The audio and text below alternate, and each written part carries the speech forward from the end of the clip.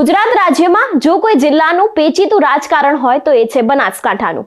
બનાસકાંઠાનું રાજકારણ સમજવું તો ખૂબ અઘરું છે જ, પરંતુ આ બધાની વચ્ચેથી શંકર ચૌધરીનું એક એવું નિવેદન સામે આવ્યું છે જેનાથી એવું લાગી રહ્યું છે કે બનાસકાંઠાનું રાજકારણ સહકારિતા જે ક્ષેત્ર છે એના ઉપરથી ચાલી રહ્યું છે.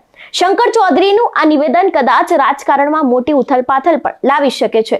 સૌથી પહેલા તો શંકર ચૌધરી આ નિવેદનને લઈને શું કહ્યું હતું તેના વિશે તો વાત કરવાની જ છે, પરંતુ કેમ સહકારિતા ક્ષેત્રને તેમના દ્વારા આવું કહેવામાં આવ્યું તે દરેક વાત કરીશું આ વિડીયોમાં. નમસ્કાર, હું હંસિની અને તમે જોઈ રહ્યા છો નિર્ભય ન્યૂઝ.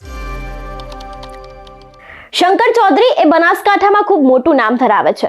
શંકર ચૌધરી ભાજપના તો છે જ, પરંતુ એની સાથે તેઓ સહકારિતા ક્ષેત્ર એટલે કે બનાસ ડેરી હોય કે પછી બનાસને લઈને કોઈ પણ વસ્તુ હોય તેમાં તેમનું નામ અત્યાર સુધી ખૂબ જ આગળ પડતું આવે છે. આ બધાની વચ્ચે શંકર ચૌધરી દ્વારા સહકારી ક્ષેત્રને જ લઈને એક સૌથી મોટો ખુલાસો કરવામાં આવ્યો છે.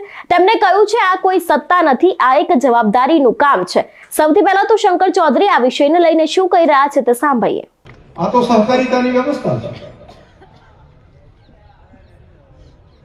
સહકારિતા એટલે સાથે મળીને ચાલવાનો ભાવ. કોણ ચેરમેન બને? ગઈકાલે સરસીભાઈ હતા, આજે દયાભાઈ છે, એ પહેલા અણદાભાઈ હતા, એ પહેલા એમએલ સાહેબ હતા, એ પહેલા હું હતો, એ પહેલા ત્યાંથી નથાભાઈ હતા, એ પહેલા દર્શનભાઈ હતા. અલગ અલગ કેટલાય લોકો, અમે બધા અલગ અલગ સમય જેટલો સમય જેના ભાગમાં આવ્યું બધાને બેસ્ટ કામ કર્યું. અને આ યાત્રા હજુ ચાલ્યા કરશે આગળ, પણ બધાને સાથે રાખીને ચાલવાનો જો ભાવ મનની અંદર આવે તો ઘણું બધું સારું કામ આપણે બધા ભેગા મળીને કરી શકીએ. સહકારિતા એક અલગ વિચાર છે, અને સહકારિતા જે વિચાર છે પ્રજા કલ્યાણ માટેનું, લોકોનું ભલું કરવા માટેનું સૌથી સારું માધ્યમ જો કોઈ સમજાય સહકારિતા છે. એમાં કામ કરવા માટેની સ્વતંત્રતા પણ હોય છે. નિયમની મર્યાદામાં રહીને તમે લોક કલ્યાણનું કામ સૌથી વધારે કરી શકાય તો એક સહકારિતાથી કરી શકાય. કેટલાક લોકો સહકારિતાને પણ સત્તા ભોગવવા માટેનું સ્થાન માનતા હોય તો એ નથી, આ સેવા માટેનું માધ્યમ છે. આ હોદ્દો નથી, જવાબદારી છે. અને બનાસકાંઠા જિલ્લાની અંદર હોદ્દા કરતા જવાબદારી બનાસકાંઠા જિલ્લાના સહકારી આગેવાનો સમજે છે. એના કારણે કરીને સહકારિતા અહીંયા વધારે મજબૂત બની છે. અને બીજું, સહકારિતા પ્રત્યેનો જે ભરોસો છે, જનજનનો ભરોસો, એ ભરોસા માટે ઘસાવવું જ પડે, ભરોસા માટે યોગદાન આપવું જ પડે. એના માટેની એકાઉન્ટેબિલિટી પણ બધાની હોય છે. અને મને વિશ્વાસ છે કે આ નવી ટીમ દયાભાઈ અને કેશુભાભાઈ બંને ઉર્જાવાન આગેવાનો છે.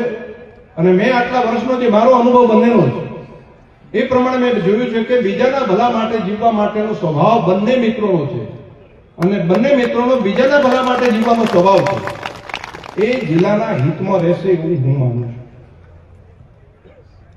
અને પડખે અમે બધા બેઠા છીએ, જ્યાં જરૂર પડશે ત્યાં આખા નિયામક મંડળને અમે પૂરેપૂરી મદદ કરશું. પહેલા કોઈ ચિંતા નહીં કરતા, કામ કરો તમે તમારે, અને પ્રજાના હિત માટે સાથે રહીને કામ કરો.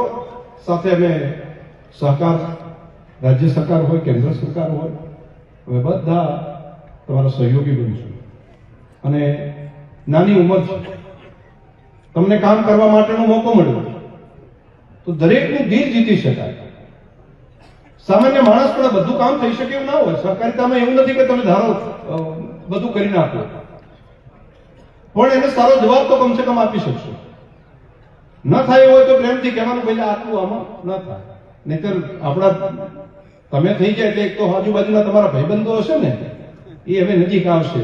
અને અમુક શેટારેટા નજીક આવી જાય, ઓહો અરે દયાલાલ શું તમે વાત કરો, તમારા જેવું તો કોઈ હોય નહીં.